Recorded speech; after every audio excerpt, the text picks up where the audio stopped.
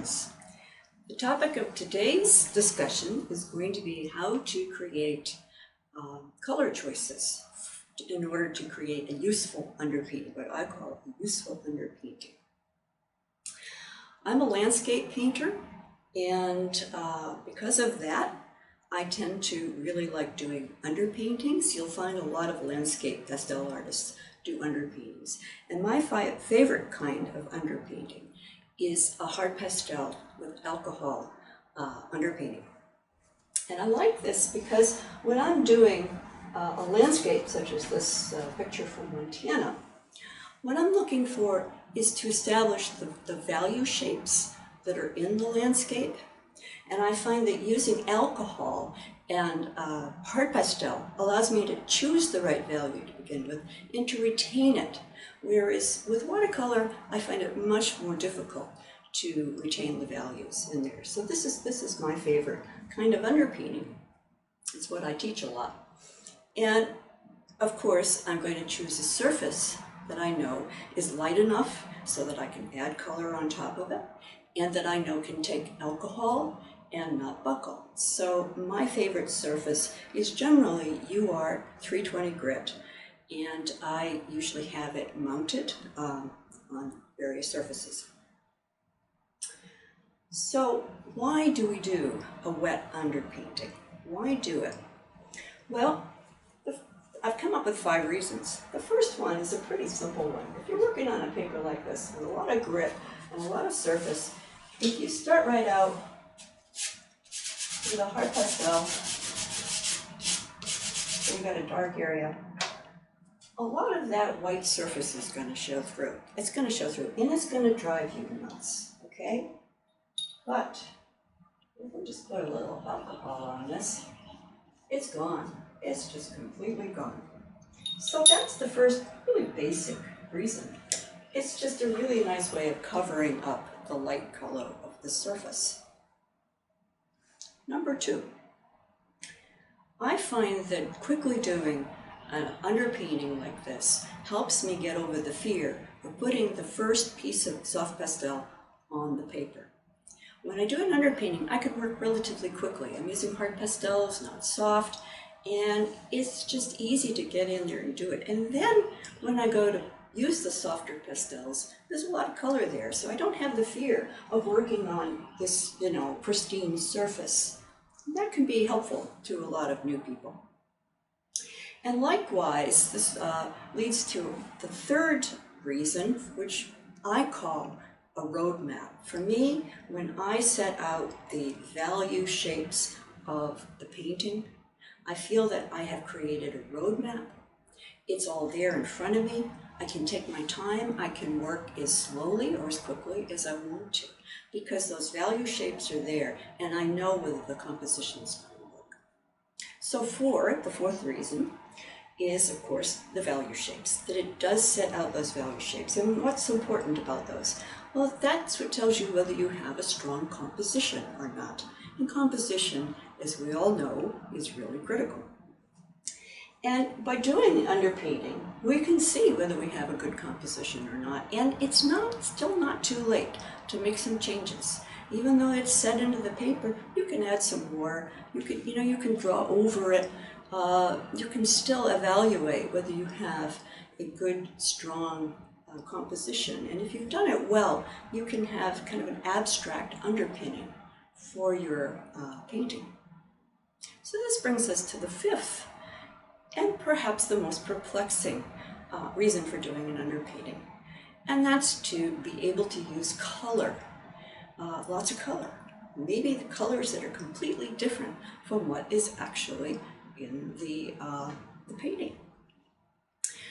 By putting the alcohol down, if we were to take red and green, which are complements, let's say we take some red and put it down first, and then we just put some green on top of it, what happens? It becomes kind of grayish. This is how you create a nice gray, but it may not be what you want in your painting. By putting the alcohol on over it, it keeps those two colors from combining. So this is one of the most exciting aspects of pastel. This is what allows us to use lots of different color, but this is also one of the most perplexing subjects for new students. They ask me, what are the rules? What are the rules? And I say, there are no rules. Then they say, but what do most pastel artists do? And I say, well, we all seem to kind of work differently. And that's true. But you know, that's not a very good answer. So we're going to take a look at what the rules are. Okay, so there really aren't rules, but I have established 3 rules that I use in my own painting and that I teach to my students, because I think it helps all of us create better paintings. And the first is, of course, the value. Pay attention to the values. When you're doing the underpainting, look at where the darks are, look at the pattern of darks. Go with something that's that darker, even a little darker maybe if you can. Get those rich darks in so that when you go back and go on over it, you've got that there for you. Look, establish the midtones. Look at where the midtones are. This should not be as dark as this in the underpainting. It should be a different value. Okay. Where you have really light areas, don't go to your lightest pastels. Go to something like a mid-light so that when you're painting over it, you have some place to go. So don't start out with the very, very lightest pastels, but do pay attention to the values. That's number 1. Number 2, put enough pastel down so that you have a rich underpainting. You don't have to cover it all up. As I showed you, the alcohol will do that. But if you create a very light, spotty underpainting with not very much pastel, well, that's just not going to give you a very rich underpainting, okay? So put enough pastel down. That's easy. Number 2. Number 3, and this is my rule, and you'll find other people doing different things. Don't use your soft pastels. Number 1, they're expensive. Number 2, they can fill in the tooth of the paper, depending on what you've got. So I prefer to use the hard pastels. I use about 4 different brands of hard pastel. There are some softer ones like Terry Ludwig and Unison, which are not quite as soft. And I've seen people very successfully use those. But when you're using a softer one, you still want to be a little cautious. Don't use a heavy hand with it. Okay, but I would never recommend that you use Sennelier, Schmankeys, Blue Earths, the really, really soft ones. I just don't think that that's a good strategy. So there are my 3 rules. But we still haven't discussed color, have we? That's coming next. Okay, so just like I came up with 3 rules for doing underpaintings, there are really only 3 choices for color. Only 3 choices. I'm making this really simple, okay? Let's say that our local color is blue, the actual color that's you're seeing in the photograph, it's blue, okay? So we have 3 choices. The first is that, and I'm going to use the color wheel here. The first is that we can go to the opposite side of the color wheel. Now the actual complement of blue is orange, but the colors near it are called what I call near complements. The red-orange, the red-yellow, the orange-yellow, those colors. You can use any of these colors that are warmer. They're going to be warmer than the blue, okay? They're the opposite side of the color wheel. So we call these complements and near complements. That's your first choice.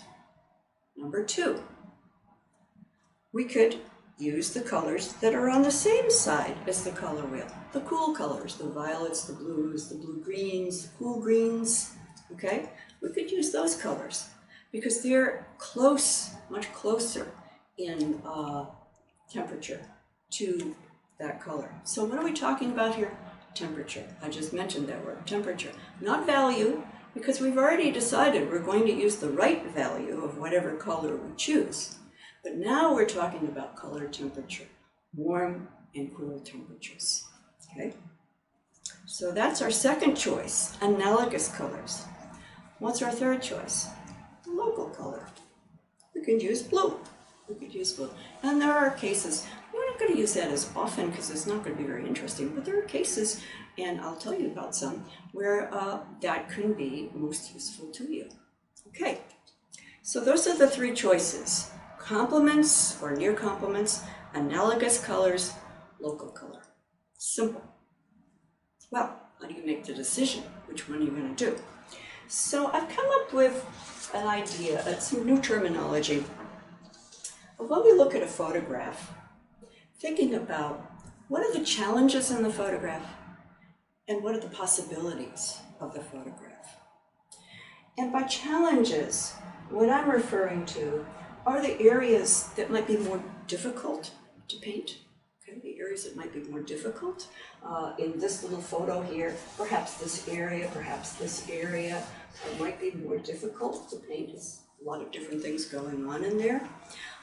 Frequently we have, let's say you have a whole bank of trees with light and shadow on them. That can be a really difficult subject for a landscape painter. Or perhaps you have a path with lots of tree shadows going across it. That's another difficult subject.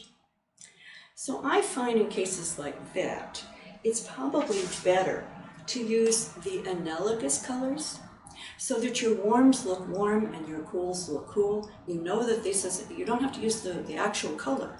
So let's say your shadows are going to be violet. Well, you could put a green under them.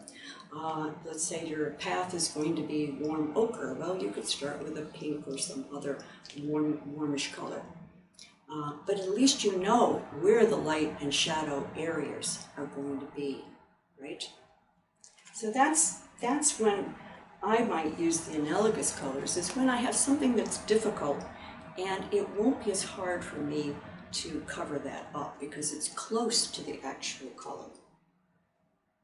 So those are the challenges. The possibilities are the areas that are kind of boring, like a large road, a roof of a house that's all one color, a field that's just got all the same colors. It's not quite as boring.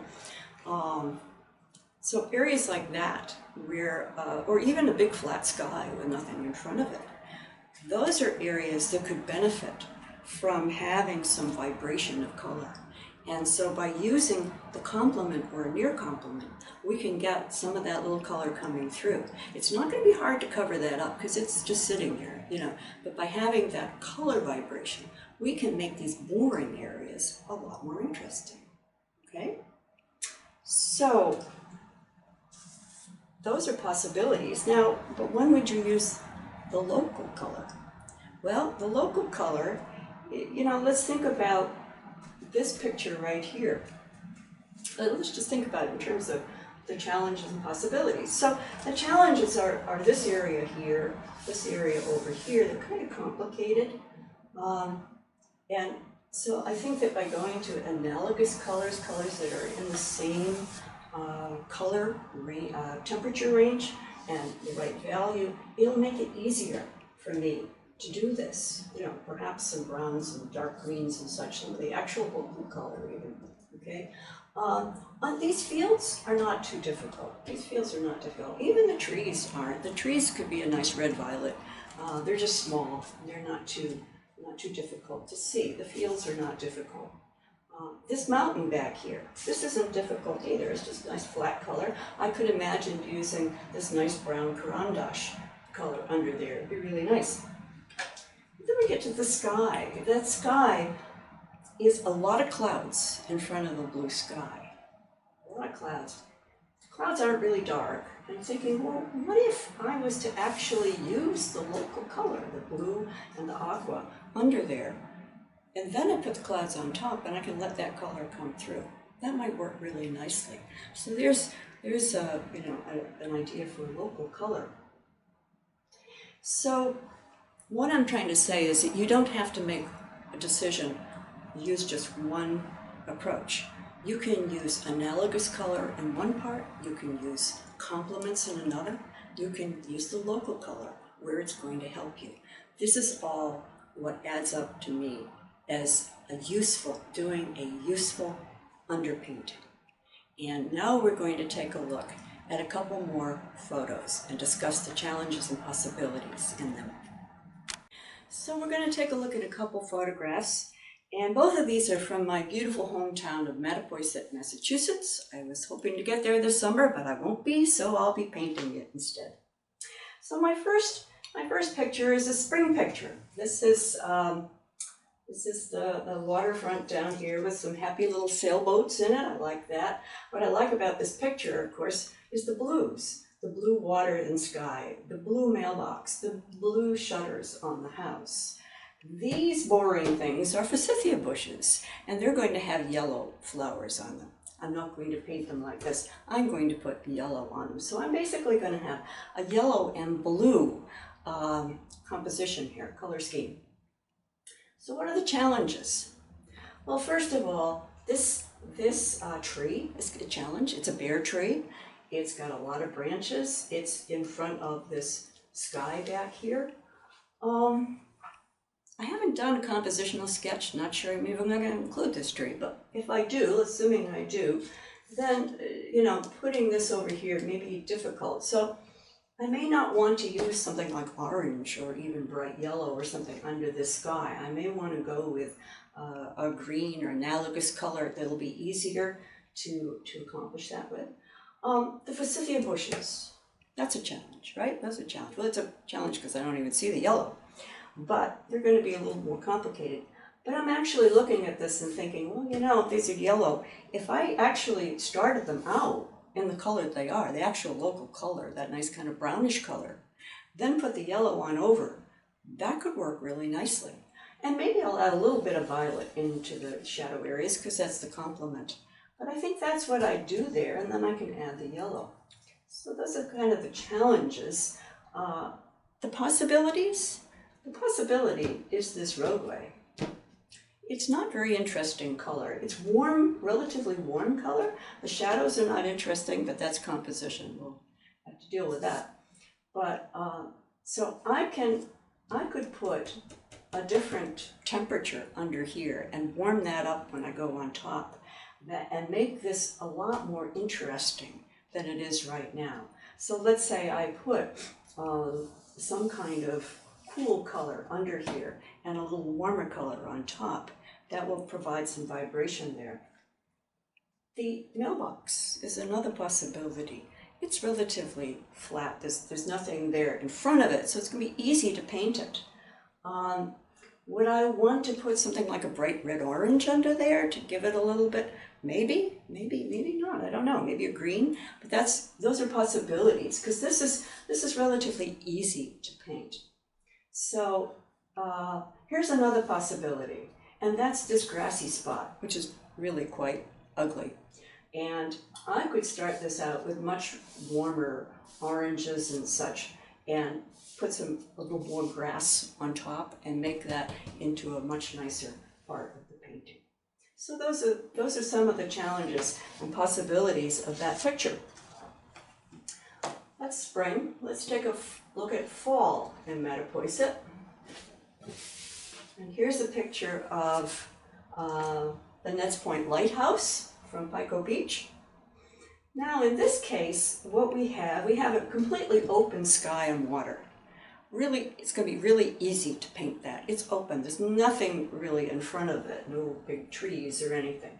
So I can kind of go with whatever color I want to here. I could put one of my favorite colors is a yellow-green under a warm blue sky. I love that color. So I might go with that. And I could also go with something brighter under this I'm seeing a little green coming through. Maybe I'll go with a green under that blue and let some of that color come up. Those are relatively easy areas. What's the challenge here? The challenging areas are this, right in here, okay? The challenging areas, all these rocks and seaweed, and so this is pretty easy. These are just, colors of grasses, greens and reds. These rocks and all of this stuff in here, this is going to be the most challenging area. And so I will probably start that out with some browns and violets so that I'm setting some of the local color and basically same thing with the darks in the rocks as well. So that color is there, it can show through, it will not interfere with my ability to paint that area, it will enable me to paint it more easily. If I was to use a bright orange or bright red under here, I'd be fighting that. I'd really be fighting that. Okay? However, here's another possibility, and this is the warm areas here and here, the sand. And one of my favorite color combinations is when I have like a sandy path or sand like this, is to use an aqua or a light turquoise. I find that a color like that works beautifully under this kind of boring ochre color. So I'd probably use that. I'd probably use it here and here. Then I have this area of grass in the foreground. I've got some darks. I have to get those darks in there. I've got some more sand. So that's another somewhat challenging area, and it might be easier to kind of go with some of the local color in there.